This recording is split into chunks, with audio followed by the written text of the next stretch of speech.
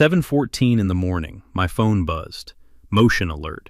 I picked it up and watched a woman walk up my driveway with bolt cutters, cut the lock off my gate, pull a key from her jacket pocket, and climb behind the wheel of my dead son's Jeep. She adjusted the mirror, slow, comfortable, like she owned it. Her name was Greta Hollenbeck. She ran our HOA like a personal kingdom. She had paperwork in her bag she believed made this legal. She had 11 years of getting away with things, and not one person who'd ever made her pay for any of it. 6 minutes after she touched that lock, 6 minutes, a joint task force from 3 law enforcement agencies showed up at her front door.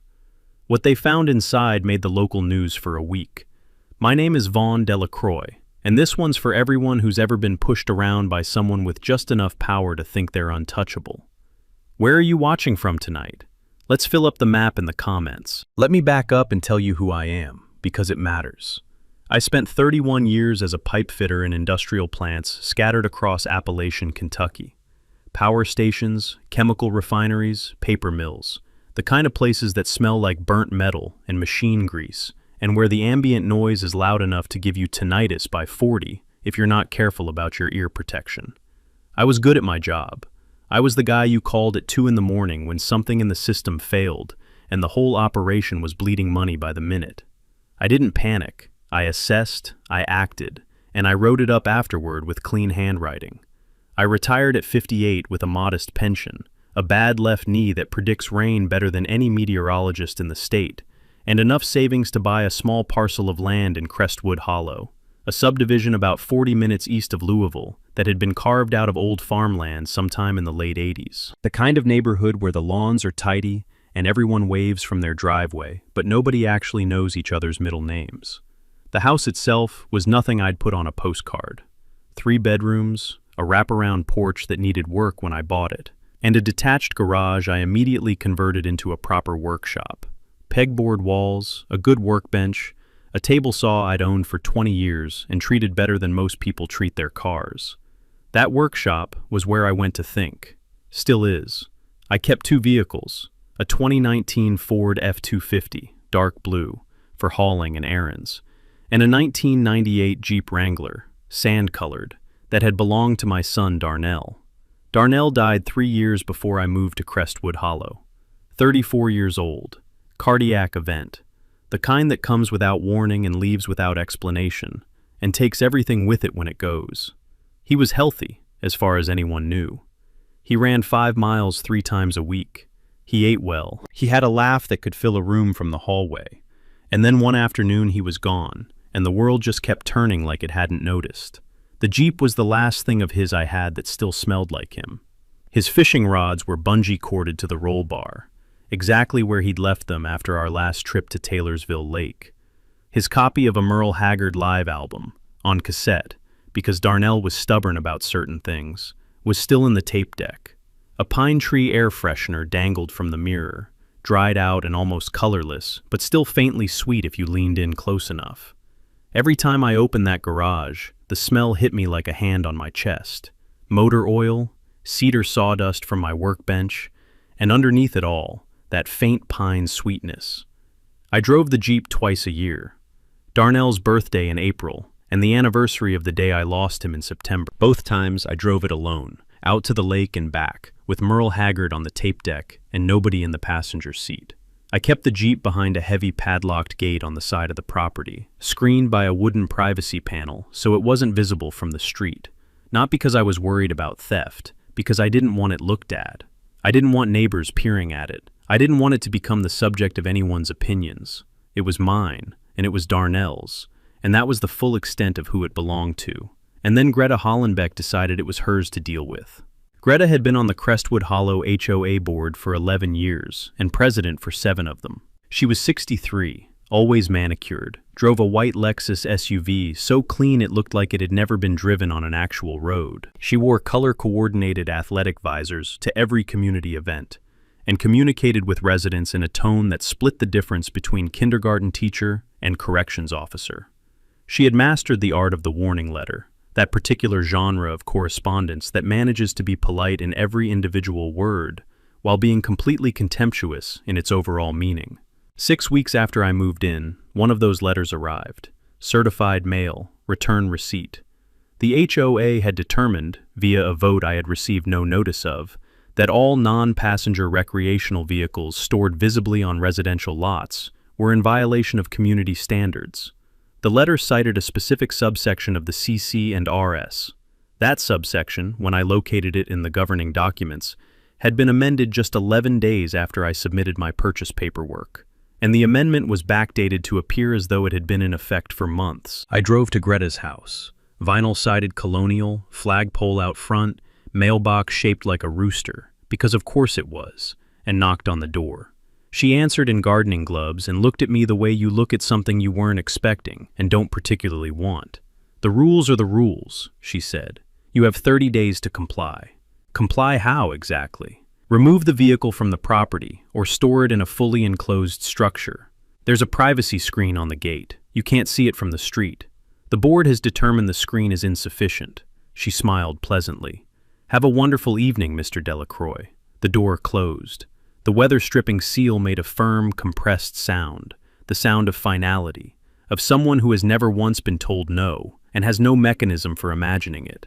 That sound was the first note, and this was going to be a long song. I didn't fire back immediately. That's not how I operate. When a pipe fails at 2 in the morning, you don't start yelling at the pipe. You assess the system. You figure out the pressure points, the weak spots, the upstream causes. You find out exactly what you're dealing with before you put your hands on it. Same principle applies here. I filed a formal written objection with the HOA board, citing the backdated amendment and requesting a full copy of the original governing documents under Kentucky's Nonprofit Corporation Act. That statute gives members the legal right to inspect the records of any nonprofit organization they belong to, and an HOA is a nonprofit. I also sent a certified letter to the HOA's attorney of record, a man named Bradford Kimsey out of Louisville, asking for clarification on the timeline of the amendment and the procedure by which it was passed. I didn't accuse anyone of anything in those letters. I just asked questions, politely, in writing, with return receipt requested. Greta's response came 10 days later, and it wasn't a legal rebuttal. A legal rebuttal would have required engaging with the substance of what I raised, and engaging with substance was not how she operated. Instead, she dispatched the HOA's contracted landscaping company to conduct a survey of the shared greenway adjacent to my fence line. 3 men showed up in a rusted Chevy pickup that smelled of 2-stroke engine exhaust and fresh-cut grass, spent 4 hours measuring and staking, and then submitted a report to Greta, claiming that 18 inches of my fence were encroaching on HOA common land. This was the move. I want you to understand the architecture of it, because it was actually clever in a small, spiteful way. If she could establish an encroachment, she could compel me to move the fence. Moving the fence would expose the Jeep to full street visibility, which would trigger the vehicle violation, which would generate daily fines, which would eventually attach as a lien to my deed. She was trying to build a conveyor belt of consequences, with the encroachment claim as the engine. I hired my own surveyor, Tanaka Land Services, out of Elizabethtown, state licensed for 32 years, a reputation for accuracy and for not flinching when HOAs started making phone calls. The surveyor, a woman named Rosalind Tanaka, who wore steel-toed boots and kept her equipment calibrated to the millimeter, spent 2 hours on my property and handed me a certified plat map showing that my fence sat 7 inches inside my own property line. Not 18 inches over the boundary, 7 inches under it. I filed that counter-survey with the HOA board and with the county recorder's office the same afternoon. Public record, permanent, time-stamped. Greta's landscaping report was now sitting in the same public file, next to a certified document that called it wrong by 25 inches. That's when I met Clifton Marsh properly. Clifton lived 2 streets over. 71 years old, retired after 22 years as a paralegal, specializing in HOA and real estate disputes. His wife, Loretta, was the kind of woman who baked bread on Saturdays and knew everyone's business without being a gossip about it. She knew it because she paid attention and because people liked her enough to tell her things. Clifton had been watching Greta's operation for years and had never had a neighbor with the documentation or the patience to do anything about it. He showed up at my door one evening with a 6-pack of Ale 8, that ginger soft drink they make down in Winchester, Kentucky, sweet and sharp at the same time, and sat at my kitchen table for 2 hours, telling me things I needed to know. The most immediately useful thing he told me: Kentucky is a one-party consent state. That means you can legally record any conversation you are a party to without notifying the other person. He suggested I carry a small body-worn audio recorder anytime I had an in-person interaction with Greta or any HOA representative. I ordered one online that evening. It cost $40. It would eventually be worth considerably more than that. Takeaway, and write this one down. Before any dispute with an HOA or a neighbor escalates, look up your state's recording consent laws. One party or two party. It takes 5 minutes and it changes your options completely. About a week after the counter survey, Greta called an emergency board meeting. The HOA bylaws required 5 business days written notice to all residents before any meeting. She gave 3. I found out through Clifton, who found out through Loretta, who found out through the walking group. I went anyway, sat in the back row of the HOA meeting room, a beige carpeted space in the subdivision's clubhouse that smelled like old coffee and low-grade carpet adhesive, with my recorder running in my shirt pocket.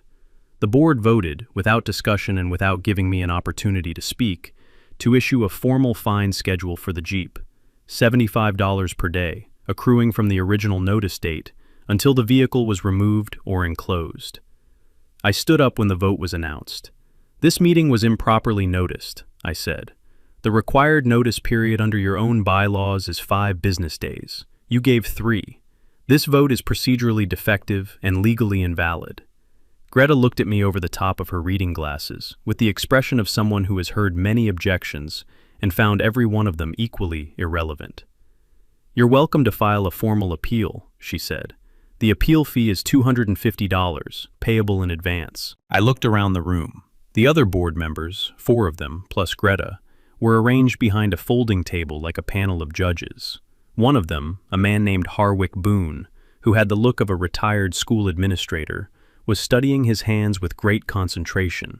He was not comfortable. I filed that detail away. I paid no fine. I sent no appeal fee.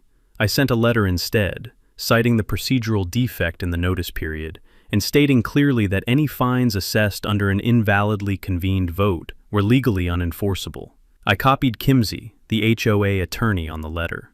2 weeks later, the fine notices stopped coming, not because Greta had given up, because Kimsey had apparently told her the procedural argument had real merit and she needed to pause before she created additional liability. She paused, but she didn't stop. People like Greta Hollenbeck don't experience losing as information. They experience it as an obstacle, something to root around. So when the legal pressure points closed off, she shifted to a different kind of pressure entirely: social. Over the course of about 2 weeks in late October, she made her rounds. Unofficial visits to 4 of my closest neighbors, the kind where she stood on their porches in her color-coordinated visor and spoke in the concerned, lowered voice of someone who hated to bring this up but felt she simply had to. She mentioned that the new resident on Maple Terrace had been causing issues. She worried about what it might mean for property values. She dropped hints, carefully unprovable but clearly intentional, about my background, my former occupation, my union affiliation. In a neighborhood that skewed towards small business owners and mid-level corporate management, the subtext of those hints was not subtle. She was trying to make me a problem before I could make her one. About 10 days into this campaign, a couple 2 doors down, Dale and Shirley Pruitt, a retired postal worker and a school librarian who'd lived in Crestwood Hollow for 9 years, filed a noise complaint against me with the county. The complaint alleged I was operating heavy machinery at unreasonable hours. I had a table saw in my workshop. I used it on weekend afternoons, occasionally on a weekday evening if I was in the middle of a project. The county noise ordinance set the threshold at 65 decibels between 7 a.m. and 10 p.m. My table saw at full operation ran about 92 decibels at the blade, and about 62 decibels at a distance of 50 feet, which was roughly the distance to the Pruitt's house. I was within the ordinance. The complaint was investigated and dismissed within 2 weeks, but it created a paper record, and that was the point. I didn't find out the full story behind that complaint until Clifton's wife, Loretta, came home from her Tuesday morning walking group with information. Loretta walked with a rotating group of 8 or 9 women from the subdivision, and the Pruitt's daughter-in-law was sometimes among them. On a cold Tuesday morning, over the sound of gravel crunching underfoot and the smell of autumn leaves going soft and dark in the gutters, the full picture came out. The Pruitts were 3 months behind on their HOA dues. They'd had a hard year. Dale had needed a hip replacement. The recovery had been longer than expected. The medical bills had put them in a difficult position. Greta had been threatening a lien on their property. And then Greta had offered a deal. Cooperate on some community standards enforcement matters, and she'd defer the lien proceedings indefinitely. The noise complaint against me had been their part of that deal. They hadn't wanted to do it. That was obvious from how Shirley Pruitt had looked when she answered the door the one time I'd knocked. Guilty, and tired of being guilty, and not sure what to do about it. I wasn't angry at the Pruitts. I was angry at the architecture of what Greta had built. She had found people in a vulnerable position and used their vulnerability as a tool. That's not neighborhood governance. That's something else entirely, and it has a name. Clifton and I sat at my kitchen table that Saturday. Black coffee, no sugar, a legal pad between us, and mapped out what we had. The backdated amendment, the defective fine vote, the coerced noise complaint, the pattern of selective enforcement that Harwick's body language at that board meeting had suggested, but not yet confirmed. Clifton had spent more than 2 decades watching HOA boards operate, and he knew what the shape of this looked like. "She's using fiduciary resources for personal purposes," he said. "In a nonprofit, that's not just bad governance, that's potentially actionable." Kentucky nonprofit law requires board members to operate in the interest of the organization, not in their personal interest. Using the HOA's lien authority to coerce a neighbor into filing a false complaint against another resident wasn't HOA governance. It was a personal weapon, deployed with HOA ammunition. That was a breach of fiduciary duty. And depending on how a prosecutor looked at it, it might be something more than that. Clifton knew an attorney in Louisville named Waverly Okafor, 37 years old, University of Louisville Law School, top of her class, spent her first decade building a reputation in HOA litigation that made insurance carriers take notice.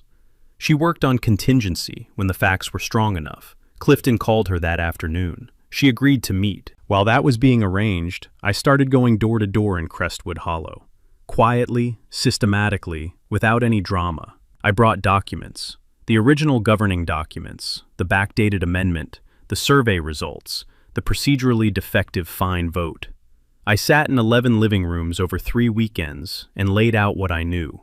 Some doors didn't open past the chain, but 7 households listened all the way through, and all 7 signed a petition requesting a special membership meeting to formally review the board's conduct. Under Kentucky's Nonprofit Corporation Act, members representing at least 10% of the voting membership can compel the board to convene a special meeting. 83 member households in Crestwood Hollow. 10% meant 9 households. I had 7 signed. I needed 2 more. On a Sunday evening 2 weeks into the canvass, a knock came at my door. I opened it to find Harwick Boone standing on my porch, holding a Ziploc bag of peanut butter cookies, and looking like a man who had been carrying something heavy for a long time, and had finally decided to put it down. "My wife made these," he said. "Can I come in?" He sat at the same kitchen table where Clifton and I had done our mapping. He drank a cup of coffee and he talked for 90 minutes. He'd been on the board for 3 years. He'd gone along with things he shouldn't have, because he hadn't known what else to do, and because Greta made disagreement feel like a personal failing. But he'd kept records, not out of strategy, just out of an old school teacher's instinct to document. He had a manila folder of meeting notes, email printouts, and contract summaries that he set on the table between us like an offering. He signed the petition. That was 9. Waverly Okafor's office smelled like legal pads and fresh coffee, and the particular quiet competence of someone who has won enough cases to stop being nervous about new ones. She shook our hands, sat across from us with Harwick's folder and our documentation spread between us, and spent 45 minutes reading without saying much. Then she clicked her pen and started talking. "The backdated amendment is your cleanest issue," she said, "but it's not your most interesting one. The interesting one is this." She opened Harwick's folder to a section he'd tabbed, a running log he'd kept of enforcement actions the board had taken over 3 years. Fines issued, notices sent, liens filed, and next to each action, the household it had been taken against. The pattern was visible once you saw it.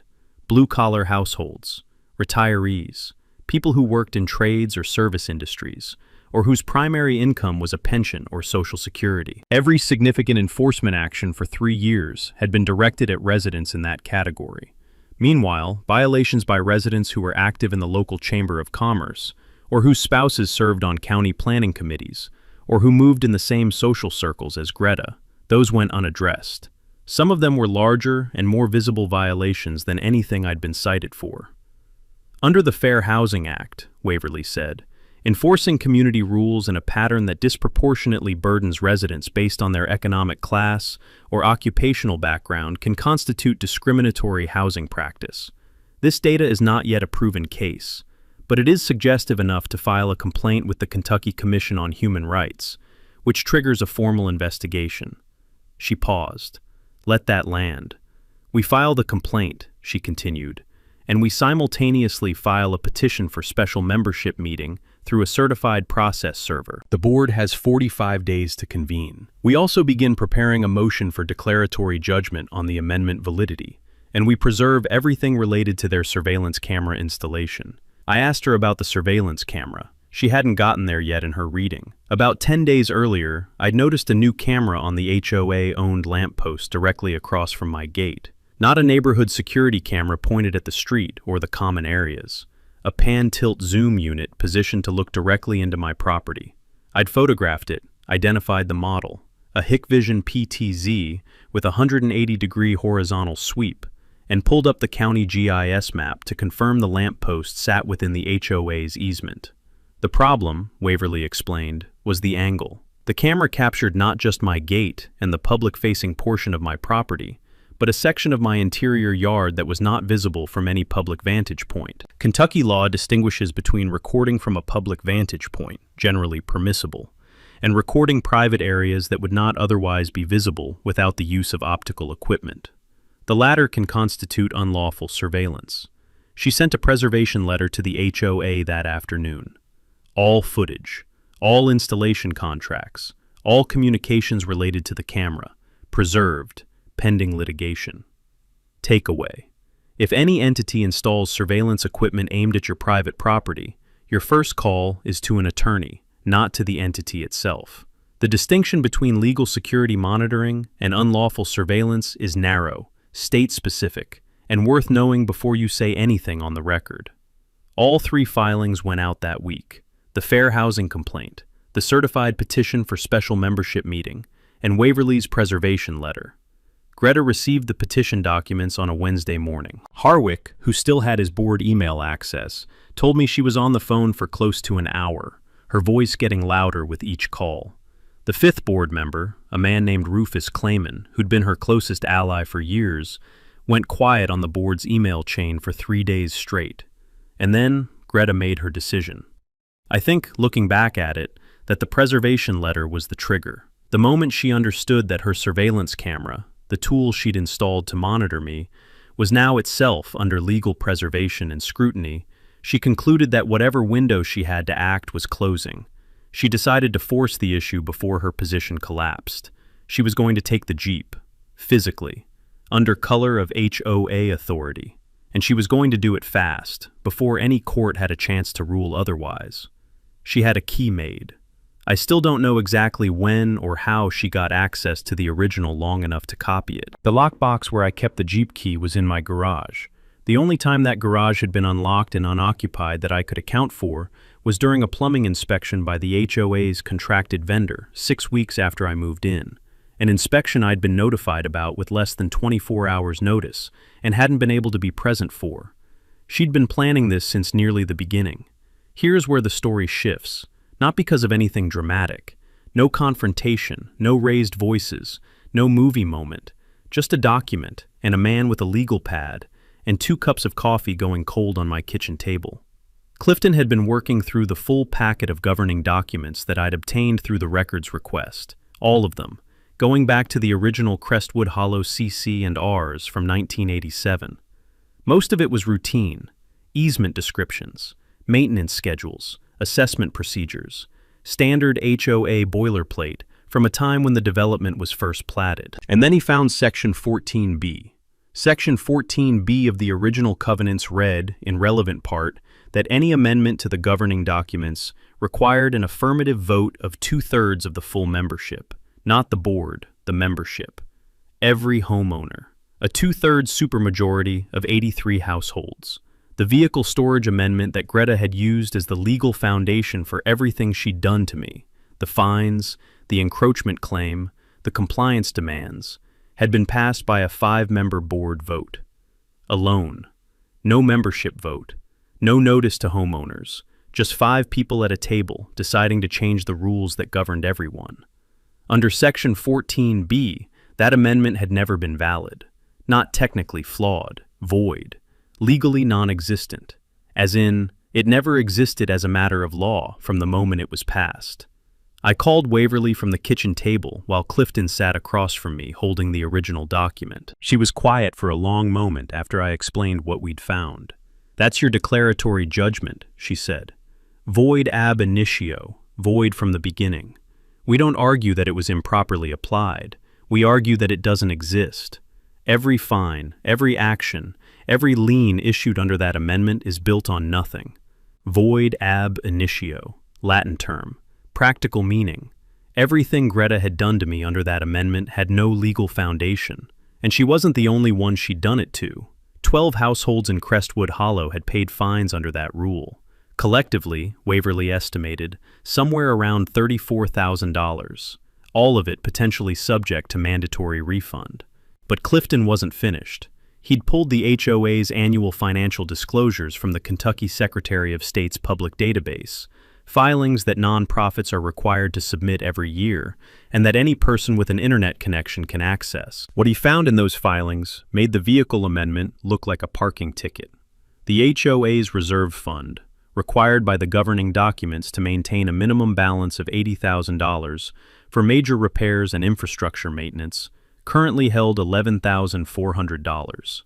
3 years ago, it had been fully funded. The decline tracked almost exactly with Greta's re-election to her 4th consecutive term as president. The discretionary maintenance budget showed 41 separate withdrawals over 36 months, each one between $1,200 and $1,480. Not one withdrawal reached $1,500, the threshold that required co-authorization from a second board member. 41 withdrawals, 36 months. $51,340 total. Every single one calibrated to stay just below the authorization trigger. Structuring. The deliberate practice of breaking financial transactions into sub-threshold increments to avoid oversight. When it involves a bank account, it's a federal crime. When it involves a nonprofit's funds, in a pattern of apparent self-dealing, it is potentially prosecutable fraud. Clifton knew what to call it. Waverly knew who to call. She had a contact at the Kentucky Attorney General's Consumer Protection Division, a division that had received 2 prior complaints about the Crestwood Hollow HOA, neither of which had gained enough traction on its own to open a full investigation. They had traction now. The AG's office opened a formal, multi-agency investigation within 48 hours of Waverly's call. I didn't know the full scope of it at the time. What I knew was that something larger than my dispute with Greta was now in motion, moving toward her from a direction she couldn't see. She, meanwhile, was moving toward my Jeep. The 10 days before everything happened were quiet on the surface. Underneath, they were the busiest 10 days of the whole thing. Waverly filed the motion for declaratory judgment in Jefferson County Circuit Court, a motion asking the court to formally rule that the vehicle amendment was void ab initio and had never had any legal effect. This was not a complicated legal argument. The language of Section 14B was unambiguous, and the record of how the amendment had been passed, board vote only, no membership notice, no membership vote, was equally unambiguous. Waverly expected a ruling within 60 days. The practical impact of a declaratory judgment, once issued, would extend far beyond my situation. Every enforcement action taken under that amendment against any Crestwood Hollow resident would be retroactively invalidated. Every fine collected would be subject to mandatory refund. Every lien attached to a deed under that rule would need to be released. 12 households, $34,000. People who had paid fines they couldn't afford because they didn't know the rule that generated those fines had no legal existence. Clifton, meanwhile, had turned his forensic spreadsheet into something that a court or a grand jury could actually use. Color-coded, tab-indexed, cross-referenced against board meeting minutes, vendor contracts, the HOA's own budget documents, and the public records from the Secretary of State's database. 41 rows, each one representing a withdrawal from the discretionary maintenance account. Date, amount, payee, where identifiable. Corresponding board minutes, or in many cases, the absence of any corresponding board activity that would explain the expenditure. The column that showed the withdrawal amounts was particularly clear, every number between 1,200 and 1,480. The column next to it showed the authorization threshold, 1,500. The gap between what she withdrew and what would have triggered oversight was never more than $300, never less than 20. The AG's investigative team had a copy of that spreadsheet by the end of the week. Here is something practical that I want anyone watching this to understand. HOA financial disclosures in most states are public record, filed annually with the state as part of nonprofit compliance requirements. In Kentucky, you can pull them up through the Secretary of State's online database in about 10 minutes. If your HOA's reserve fund doesn't match what the board is telling you, or if the budget numbers don't add up year over year, you have the legal right to request a full inspection of the books as a member. That single database search, free, public, available to anyone, is what cracked this case open. Remember that. My contribution to the preparation was more physical, and I put it together in my workshop over the course of 3 evenings. The first component was a GPS tracker, a bouncy unit, small enough to tuck behind the rear passenger side wheel well. Subscription runs $8 a month. I wired it to a constant power source so it would report location continuously, not just when the ignition was active. That way, if anyone moved the Jeep with a tow truck or rolled it in neutral, the tracker would still report. The second component was a dash camera with a shock sensor, positioned on the interior windshield, angled to capture the full interior and both side windows. The shock sensor would trigger recording if anyone touched the vehicle hard enough to register vibration. I tested it by flicking the hood with 2 fingers. It triggered every time. The third component was the lock setup on the gate. I replaced the primary padlock with a high-security shackle that would have required a much larger bolt cutter than the HOA's landscaping contractor had been photographed with. On the outer latch, the visible one, the one anyone approaching the gate would see first, I left the older, lighter lock. The decoy, the one that looked like the lock to cut. Then I called Sergeant Tyrell Abner at the Jefferson County Sheriff's Office. Waverly had worked with him on a prior HOA fraud case and gave me his direct line. I reached him on the first try and spent 20 minutes explaining everything: the financial investigation, the surveillance camera, the coerced Pruitt complaint, and my assessment that Greta might attempt to take physical action against the Jeep before the special membership meeting, which was now 12 days away. Abner listened without interrupting. When I finished, he said, "I can't park a cruiser outside your house indefinitely, but I can flag your address in the CAD system for priority response, and I'll make sure the dispatcher knows the context if a call comes in from your location." He also told me, carefully, without saying more than he should, that the multi-agency task force connected to the financial investigation was moving toward a warrant, that the timeline was being accelerated, that certain things were close. "How close?" I asked. "Soon," he said. "Real soon. Just stay put and let us work." That night, the night before it happened, I sat on my porch in the dark and the cold October air, and I drank a cup of coffee, and I thought about Darnell. The air smelled like wood smoke from a neighbor's fireplace, and damp leaves, and the faint sweetness of someone's dryer vent. It was the kind of autumn night that Kentucky does better than anywhere else I've ever been. Quiet. Heavy with something you can't quite name. I thought about how a parking dispute had become a financial fraud investigation. I thought about 12 households who had paid fines they didn't owe. I thought about the Pruitts, who'd been coerced into filing a false complaint because they were scared and vulnerable and didn't know what else to do. I thought about Darnell's Jeep sitting behind that gate with its fishing rods and its cassette tape and its dried-out pine tree air freshener. I went to bed at 10 o'clock. At 7:14 the next morning, my phone buzzed. The motion alert notification pulled me out of a light sleep, and I picked up the phone before I was fully awake. The camera app opened, and I watched, on a 4-inch screen in the gray morning light of my bedroom, as Greta Hollenbeck walked up my gravel driveway. She was wearing a beige windbreaker and khaki pants. She carried a pair of bolt cutters in her right hand, not the heavy-duty kind, the kind you get at a hardware store for cutting padlocks, adequate for a standard shackle, but not enough for anything serious. She walked the way a person walks when they have convinced themselves they have every right to be where they are. No hesitation, no glancing over her shoulder, straight up the driveway like she was going to check the mail. The gravel crunched under her feet. That sound is audible on the recording. I know that crunch. I hear it every morning from my kitchen, every evening from my porch. Hearing it on that footage in that context did something to my chest that I'm not sure I have words for. It wasn't fear. It was something colder than fear. She reached the gate.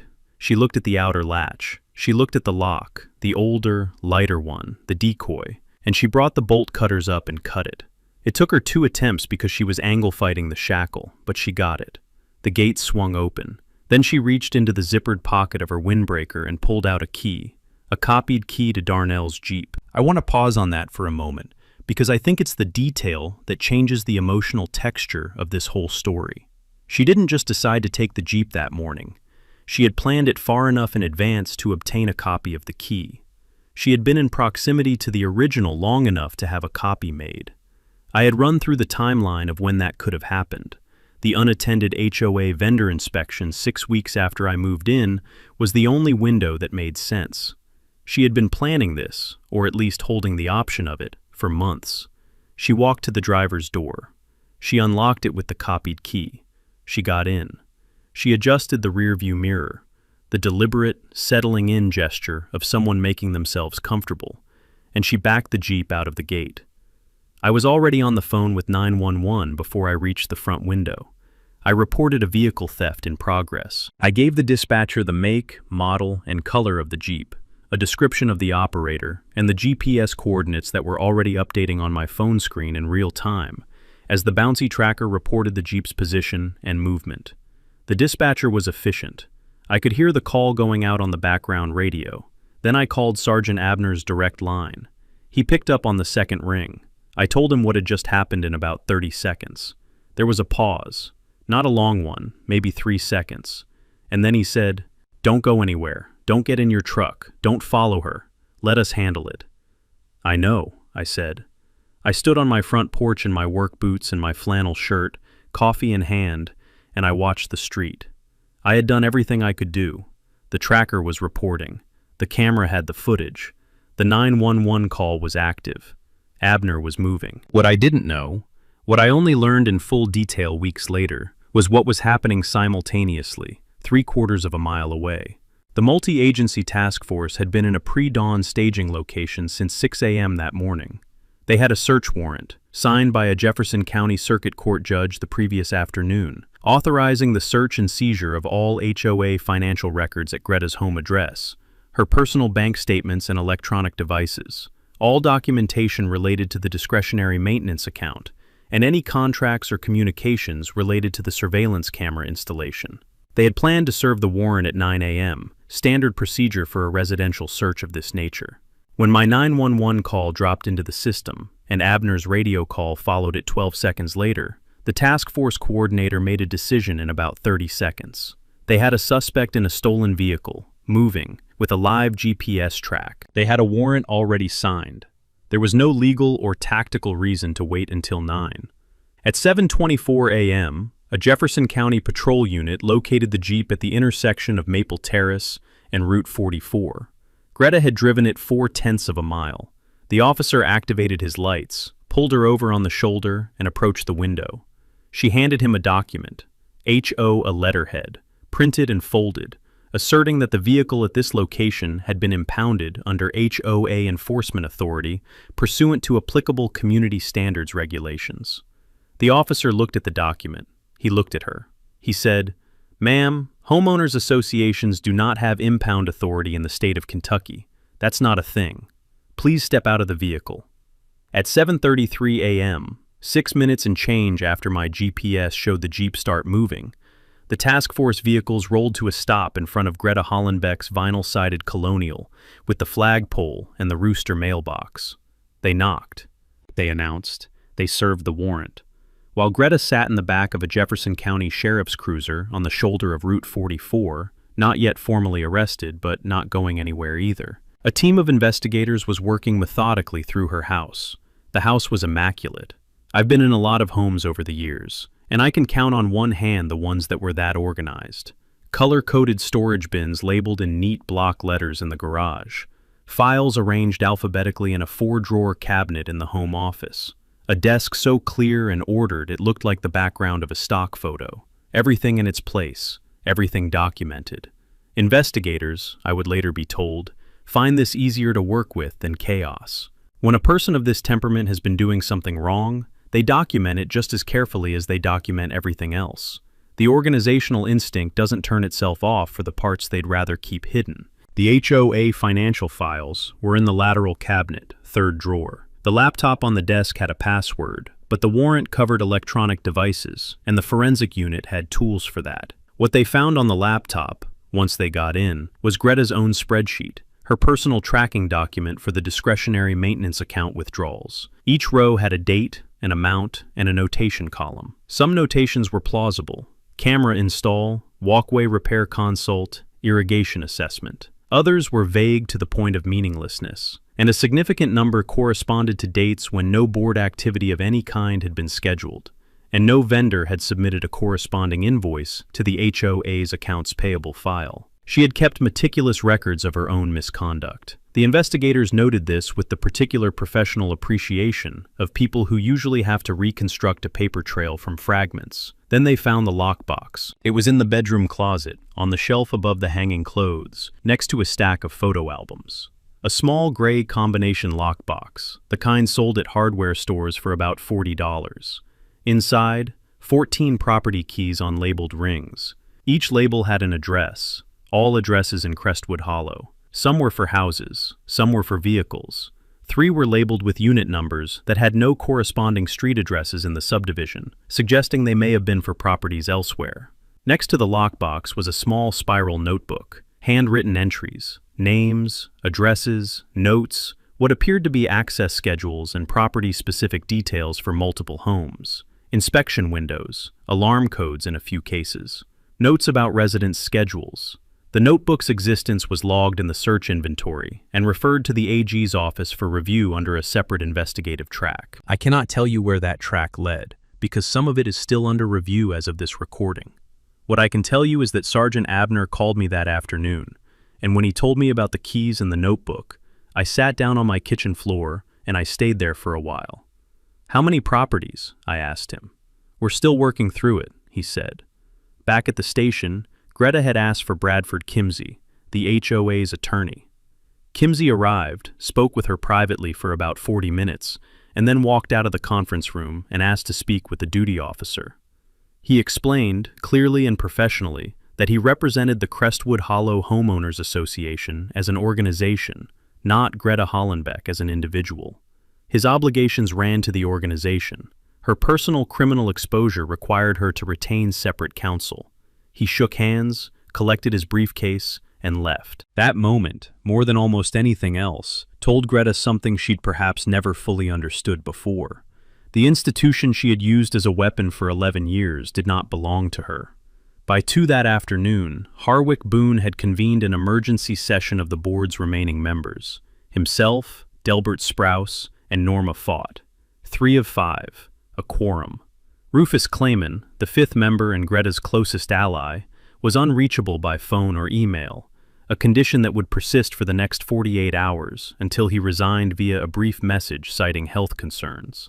The 3-member quorum voted unanimously to suspend Greta's board authority, freeze the discretionary maintenance account pending audit, and retain an independent HOA management company to oversee all financial operations until a full audit was complete.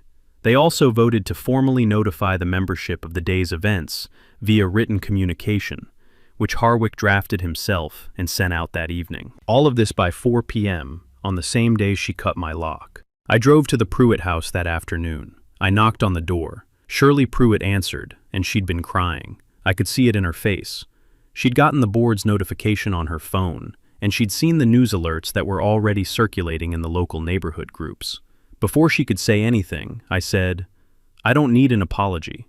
I just want you to know that none of this was your fault, and you're not alone in it." She nodded. I left. That evening, my phone received messages from 31 people in Crestwood Hollow I had never spoken to. Every message said some version of the same thing. Thank you. The special membership meeting was scheduled for a Thursday evening, 14 days after the search. Harwick had reserved the gymnasium at Crestwood Elementary School, the only space in the subdivision large enough to hold a full membership assembly, and had arranged seating for 80 people. 112 showed up. People stood 3 deep along the side walls. The principal opened the stage storage room and rolled out additional folding chairs that hadn't been used since a school assembly sometime the previous spring. The gymnasium smelled like floor wax and old wood, and the particular institutional warmth of a space that holds children 5 days a week. A smell that, under different circumstances, would have been entirely unremarkable, but that night felt almost like a rebuke to everything Greta had built. This was a community space. This was what a community looked like when it decided to show up. Waverly presented first. I've watched a lot of people try to explain complex things to mixed audiences. Engineers explaining systems failures, plant managers explaining regulatory violations, union reps explaining contract language. Most of them get lost in the complexity. Waverly didn't. She had a projector, a laser pointer, and the kind of economy of language that comes from knowing your material cold. She walked the room through the Void Amendment, what Section 14B required, what the board had done instead, what void ab initio meant in practical terms. She explained that every fine collected under that amendment, across every household in the subdivision, was potentially subject to mandatory court-ordered refund. She named the 12 households. She stated the collective total, $34,000. The room was quiet in a particular way during that part, the kind of quiet that happens when people are doing math. She then walked through the financial investigation, the reserve fund, the 41 withdrawals, the $51,000, the authorization threshold that had never once been crossed. She did not use the word embezzlement. She didn't need to. The structure of what she described made the word unnecessary. She closed by confirming that the Kentucky Attorney General's office had opened a formal criminal investigation, that the Jefferson County Commonwealth's attorney had been briefed, and that the civil recovery process for HOA funds was already underway. She did not editorialize once. The documents did all of that. Clifton presented the forensic spreadsheet, projected large on the gymnasium's pull-down screen, all 41 rows visible at once, the sub-threshold column glowing in its color-coded consistency. He walked through the methodology simply, how he'd cross-referenced the withdrawals against meeting minutes and vendor records, how he'd identified the entries with no corresponding authorized activity. He was 71 years old, and he stood at the front of that gymnasium with the quiet authority of a man who had spent a career doing exactly this kind of work, and knew precisely what he was looking at. When he finished and the slide stayed up, the room went completely silent for a moment. Then someone in the back, I never found out who, said quietly but clearly, "My God." That was when Harwick nodded at me. I hadn't prepared anything. I stood up from my chair in the front row, walked to the standing microphone, and stood there for a second while the hum of the electronics settled. I talked about Darnell. I kept it short because I had to. I said that when I moved to Crestwood Hollow, I brought one thing with me that I was trying to protect. Not from theft, not from vandalism, but from being touched by other people's ordinary carelessness. His Jeep, his rods, his tape, his air freshener, the last physical space that still held something of him.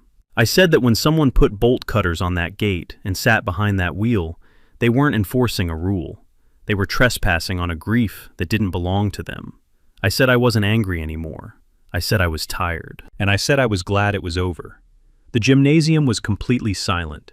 Then Norma Fott started clapping, from her seat at the board table, and the room came apart. The formal mic drop came during the Q&A.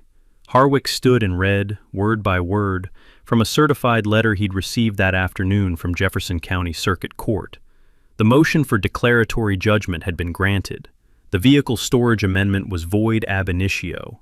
All fines collected under it by the Crestwood Hollow HOA were subject to mandatory refund within 90 days. The HOA board was ordered to provide written notice of the refund process to all affected households within 15 business days.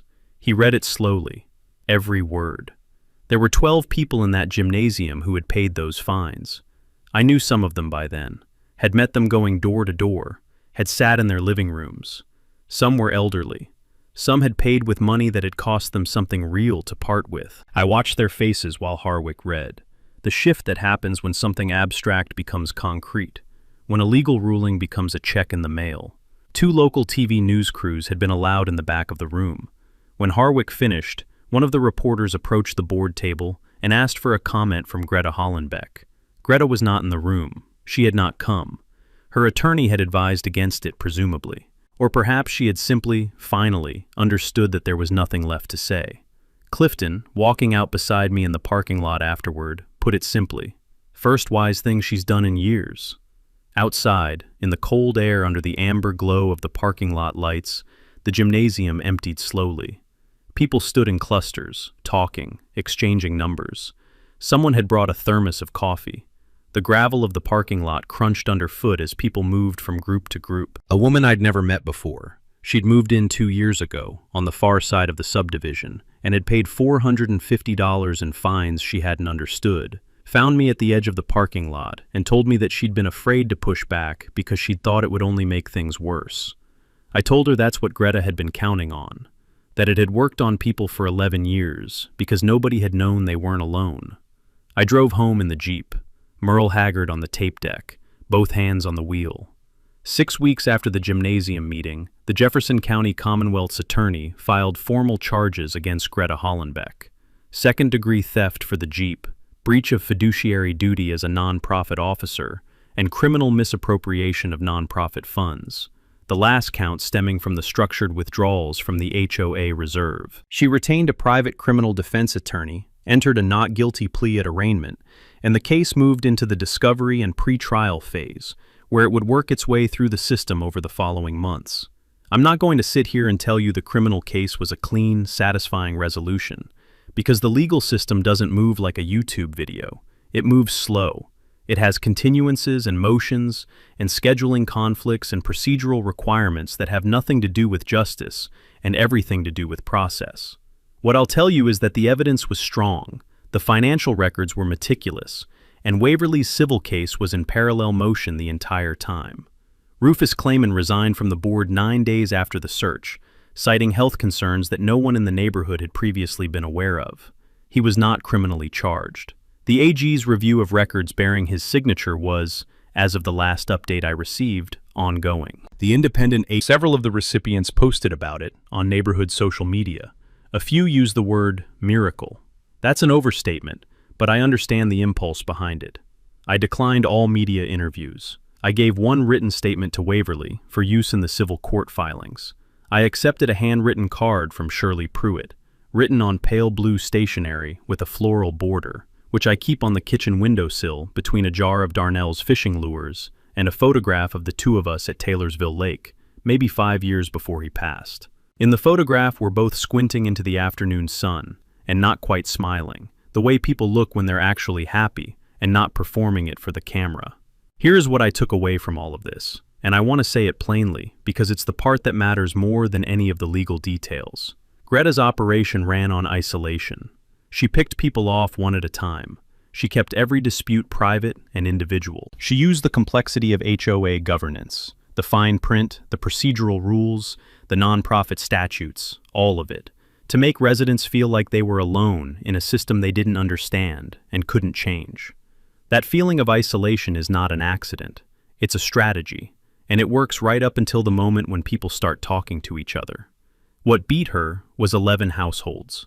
A retired paralegal and his walking group wife, a board member who showed up with cookies and a folder, an attorney who took the case on contingency, a police sergeant who flagged an address. None of us had resources that were unusual. We had time, we had documentation, and we had each other. That was enough.